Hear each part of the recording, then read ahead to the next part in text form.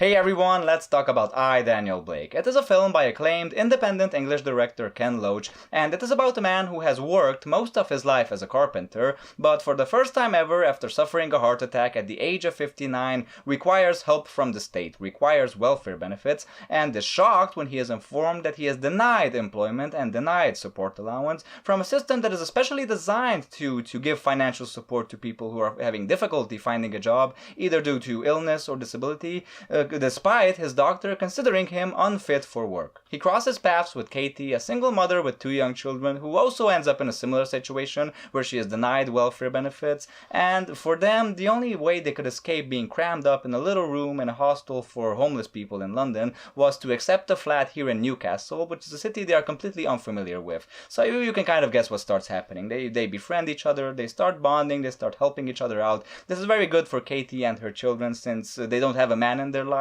and Dave is very handy. It's also very good for Dave as well because he is a widow and he is kind of lonely, so he kind of needs the company. I have been waiting to watch this film for about half a year now, not least of all because it won the prestigious Palme d'Or Award at the Cannes Film Festival last year. It is considered by many to be one of the most important films of recent memory, and after familiarizing myself with Ken Loach's filmography during these past few days, I really can't say that comes as a surprise, especially considering these very politically charged times we are living right now. He is truly an auteur, I don't think there's any doubt about that, but in a way that's very much different from all of the rest of the big directors. Like, his directing style is really doesn't really have anything to offer like visually that's unique or different. He doesn't use any unconventional like temporal frameworks or structures or anything like that. His directing style is actually incredibly plain and modest and very much unremarkable, and this has this very low-key sort of realism to it, precisely because that's not the point of his films. The point of his films are these very like politically charged social commentaries.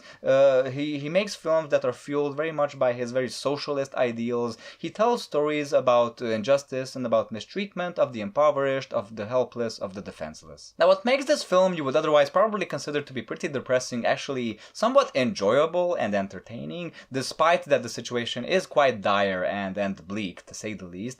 It never feels hopeless because despite like this very miserable situation our characters are in, the film lets you know from the very get-go that you are going to be in for some humor as well. The film starts with a black screen, and while we are seeing the credits, we are hearing Dan being interrogated sort of by a woman with an incredibly impertinent and annoying voice, and she is asking him all of these incredibly trivial questions that he claims to have already answered in a form he had to fill out, but she, who considers herself to be a healthcare professional, couldn't make his handwriting out, so she is asking him all of the same questions all over again. And there are some of the most trivial shit. I mean, asking him about his legs, about his arms, whether he can lift his arms over his head, whether he can press buttons and set his alarm clock. I mean, she is asking him everything but that one thing that has to do with what actually happened to him about his heart. I mean, the man had a heart attack, for crying out loud.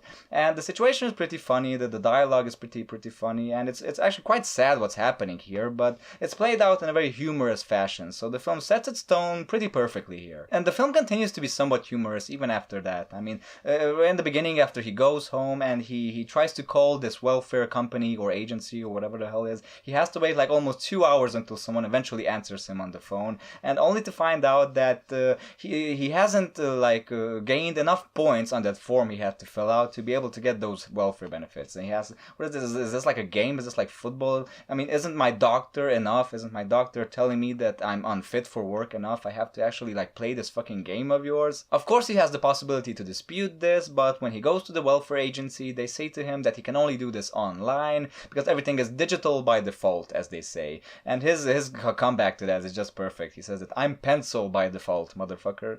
He doesn't say motherfucker, but he thinks it for sure. So that leads to other situations, like him eventually having to find a computer and go online, and then just seeing how unskilled he is, how much of a doofus he is when it comes to computers. I mean, he just can't use a computer. It's sad, but it's also like very humorous, like seeing him struggle this way. There's an excellent mixture of tones here, is what I'm saying. There is also levity to be found in the film in other parts as well. He has this next door neighbor who is this very young dude who has a good friend, and they are basically football fanatics. So this is something they have in common with Dave. They sometimes hang out and shoot the shit, and they are also trying to make ends meet. They are ordering these football shoes from China, from where they can get them for cheap, and they are trying to sell them at home in Newcastle for more money. So it just goes to show you that the problems of like older people are also the problems of younger people in this community. It's really, this is the type of world this film is presenting, that everyone is basically trying their damnedest to be decent and to work and to earn money, but it's just not coming together. But when Katie and her two children show up in the movie, the tone starts kind of shifting every now and then. It doesn't go like completely bleak, but it does become sort of heartbreaking every now and then, especially during a scene that's a scene everyone is basically talking about, and the filmmakers themselves have mentioned it several times in interviews, and it's probably the scene they are most proud of, and I'm not surprised why, because it just comes out of the blue, and it's shocking and it's riveting. It's when they go to a food bank. It's a sort of place where they keep food for the poor people they can take and eat, and Katie and like this momentary like loss of sanity just grabs a can of food and it just opens it up and starts eating it like a wild person, and everyone's just like looking at her like, what are you doing? And she just like comes out of it and she's telling, I don't really know, but I was so fucking hungry, and she just bursts into tears. That's really an incredible scene, and it just goes to show you that, oh my god, I mean, I really couldn't believe that this sort of thing could happen in Britain or in Europe, in the European Union, and in civilized first world countries. And that brings me to the aspect I liked most about this film. It's the thing that impressed me most, the acting. And I can really say that's a staple in Ken Loach's filmography. When you watch a film of his, you know that you're going to get some incredibly human and endearing performances.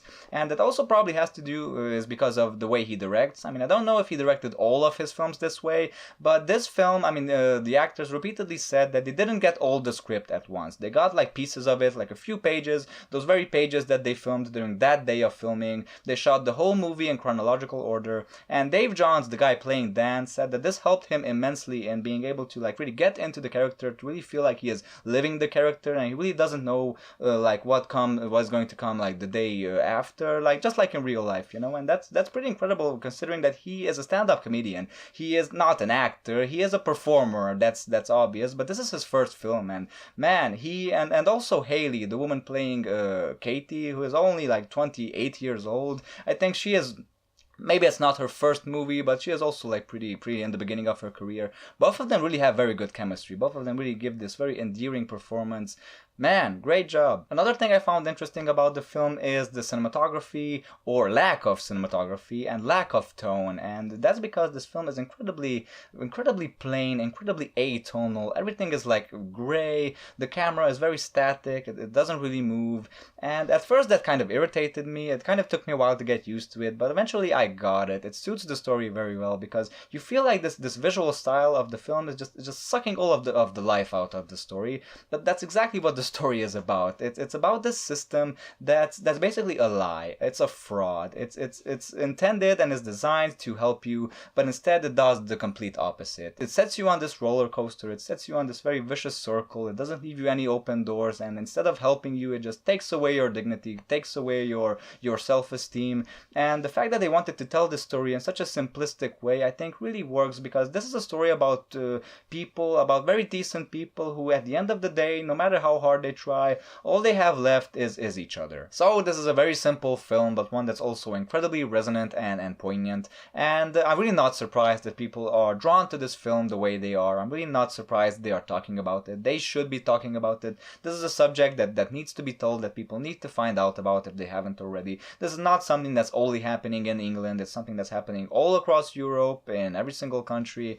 And while this film might not be my personal favorite from Ken Loach, it's definitely a good one. It's definitely another solid film from this director, so I recommend it. Watch I, Daniel Blake. While we're on the subject, I want to ask you guys, what are your favorite films about poverty, about the struggles of the working class, that sort of stuff? It can either be any one of Ken Loach's films, it can be anything else. Let me know down in the comment section. Thanks for watching this review, I hope you enjoyed it. If you have, don't forget to like, comment, and subscribe so I can see you later with other reviews. Until then folks, stay cool, stay awesome, goodbye.